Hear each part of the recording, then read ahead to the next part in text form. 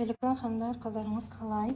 Біз деген бүгін екінші көйлекті тігетін боламыз. Сол көйлектің атын сезім деп атады. Міне осында бізде лекалалар берілетін болады. Міне мынау бізде артқы бой, мынау жеңнің желбірі, мына біздің складка түсетін кокеткамыз. Алдыңғы бойдың кокеткасы, мынау жағасы және жеңі. Мынау алдыңғы бой және мынау біздің негізгі кокеткамыз. Бұны да шығарып алуымыз керек, себебі біз мына жерге қазір складка тіккеннен кейін осы мойын ойындасын, мынау иығын қайтадан туралап, складканың үстінен осыны қойып, дайындап қайтадан пішіп алатын боламыз. Сол себепті бұл деталь бізге қажет. Мынау складкасы бар кокетканың, складкасы жоқ кокетка. Бұны соңынан мынаны тігіп болғаннан кейін осының үстіне қойып, қиып, дайындап аламыз қайтадан. Мынаны арасын ашқаннан кейін біздің иығымыз, төменгі жағымыз өзгеріп кетеді. Сондықтан мынаны үстіне пішіп алуға керек болады. Бұл не үшін екеу деп түсінбей жүрмеңіздер. Енді бізге осындай купра матасын алдым мен. Мына купра штапель негізі жуып тіккендеріңіз дұрыс. Менде маталардың барлығы жұмыста тұрғандықтан бұл жақтан жуамаймын. Сол себепті жумадым. Мен бұны қазір үтіктің буымен үтіктеп алатын боламын. Сіздер үйден жуып дайындап алып біратала тігетін боласыздар. Енді бізге алдыңғы бойға кокеткасына кішкене осындай касая бейка керек болады. Осы өздеріңіздің маталарыңыздың үстіне сәйкестендіріп, үйлестендіріп алсаңыздар болады. Бұдан көп керек емес. Кокетканың алдына осындай 1,5 метр, 60 сантиметр болса жеткілікті.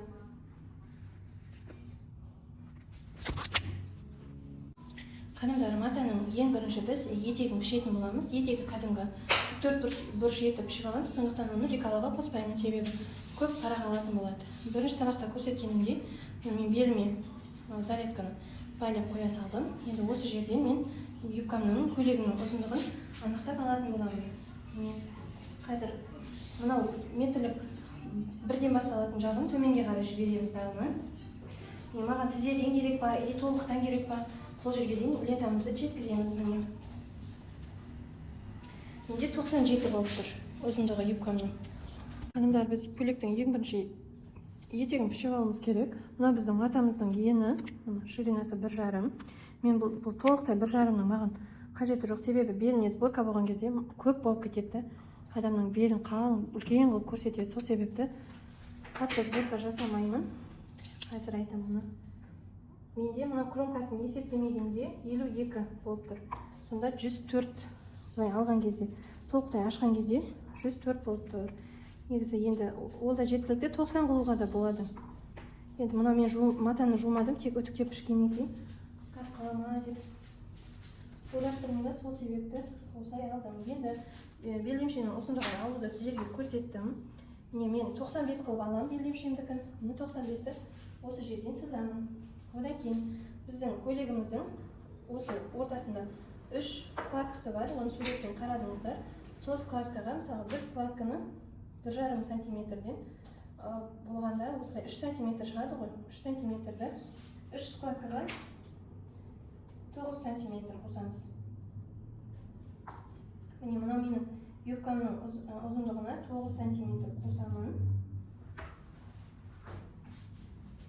Бұны 9 сантиметр, 3 сантиметрден 3 складкаға жіберетін боламыз. Енді белдің тігісіне 1 сантиметр, төмен жақтың тігісіне 2 сантиметр қалдырып, 3 сантиметрді жаңағы юбканың ұзындығы, одан кейін складканың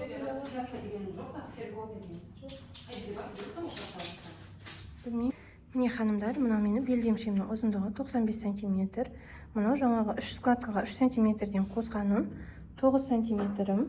Және мұны тігіске 3 сантиметр қостым. Енді осы жерден қиып аламын. Міне осылай қиямын және мынаны қиямын. Мына жанынан қалған бөліктен қазір біз жоғарғы алдыңғы бойды, артқы бойды сыйса сол жерден шығаратын боламыз. Міне ханымдар, жаңағы бір етегімді қиып алдым. Тура осылай тағы да бір етек қиып аламыз. Сонда бізде алдыңғы бойға бір етек, артқы бойға бір етек қиямыз. Ханымдар, енді менің жаңағы жанынан қалған деталім, қалған көсөгім, соны осы жерден кокетканы екі қылып пішіп аламын. Мынау бізде складка түсетін негізгі кокеткамыз. Алдыңғы бойға да, артқы бойға да ортасына тігіс түсірмеймін, сондықтан мына жерді бүктеп пішкенге жетпейтін olur. Сондықтан мен бұны қалдырамын. Қазір көйлегімізге қалта саламыз, қалтаны пішіп аламыз. Саламыз. Міне ханымдар, осыны қойып сызып алды. Сызып алғаннан кейін мынау бізде планка, алдыңғы бойдың планкасы, оны былай тігіп не түйме тағатын боламыз. Енді мына жермен тура мынаның ортасы бізде складкаға кетеді. Мынау сызықтар біздегі складканың орнын білдіретін сызықтар. Сол себепті бұны осы матамызға түсіріп алғанымыз дұрыс. Қазір мен жоғарғы жағына түсіріп алып жатырмын. Лекаланы алғаннан кейін бір астына да сызып шығамын.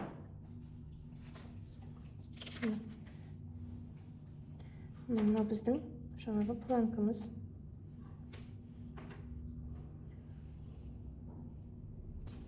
Мына сызықтарымызды осы екі сызықтың ортасы бізде складкаға тігіске кететін болады. Декоративный тігіс бар ғой, көйлектің алдындағы, сол тігіске кетеді. Сондықтан осыны сызып алғанымыз дұрыс, өзімізге жеңіл болады.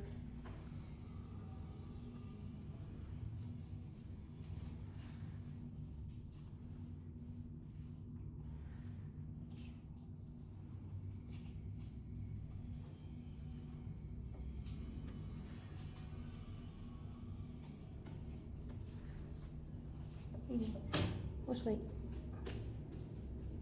белгі жасап қойыңыздар, мынау складкалар деген сияқты. Енді қиып алып, осы сызықтарды келесі бетіне түсіріп шығамыз.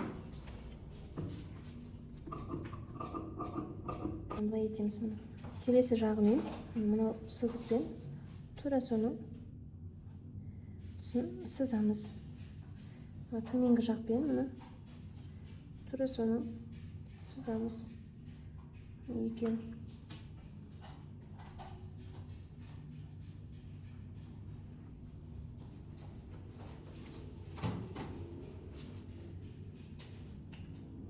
Складканың арасы 2 сантиметр.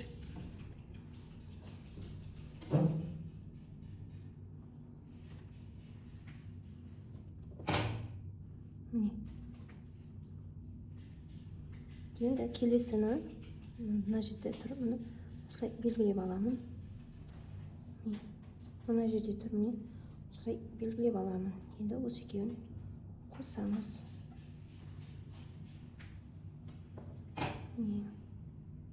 Мына сызығым мына жерде тұр. Тура соның тұсынан мынаға белгі қоямын. Сызығым мына жерде тұр. Тура соның тұсынан белгі қоямын. Осы екеуін қосамыз.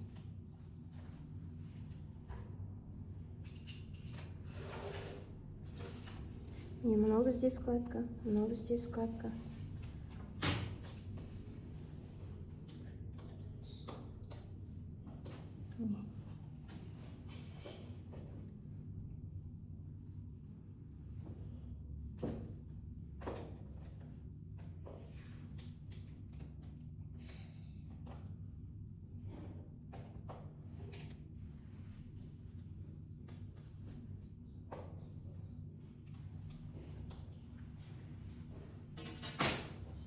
Складка.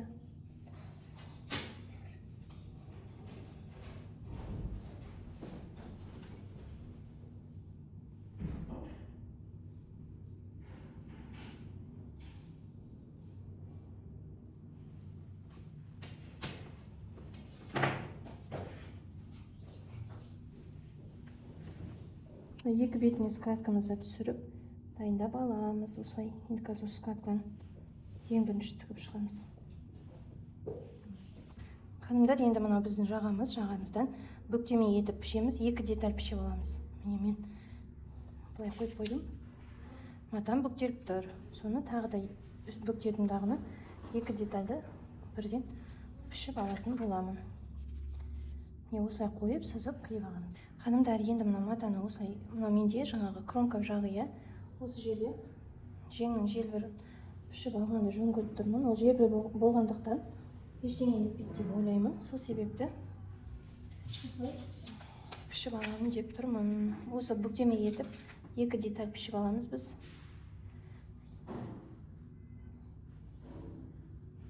ширинасын өздеріңіз білесіздер. Бұдан да көлемдірек кетіп алуға да болады. Болмаса тура осылай қиюға да болады. Осындайдан екі желбір қиып аламыз. Міне жеңнің екі желбірін қиып алдық. Қанымдар, матаның бір шетін бүктеп қойып, мына алдыңғы бойды қиып жатырмын. Қазір осыны сызып қойдым, осыны қиып аламын, содан кейін артқы бойды қиямын. Міне қанымдар, келесі бір бөлікті бүктеп қойдым дағыны, сол жерге артқы бойды сызып алдым. Енді осыны қиып аламыз. Қанымдар, енді мына матаның бір шетін қиып алдым, бүктеп қойдым дағыны, осы жерден екі жеңді пішіп аламыз. Сонымен біздің детальдарымыз дайын. Құрастырып тігуге кірісеміз. Құрастырып тікпес бұрын біз қағаздағы выточкаларымызды қиып аламыз дағыны, соны матаға выточкаларымызды сызып шығамыз.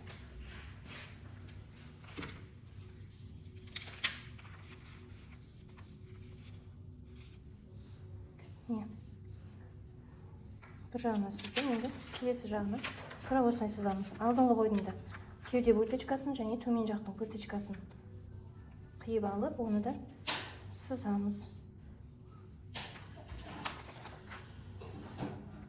Алдыңғы бойда екі выточка болады, жан бөлігінде және төмен жақта екеуінде сызып белгілейміз матаға.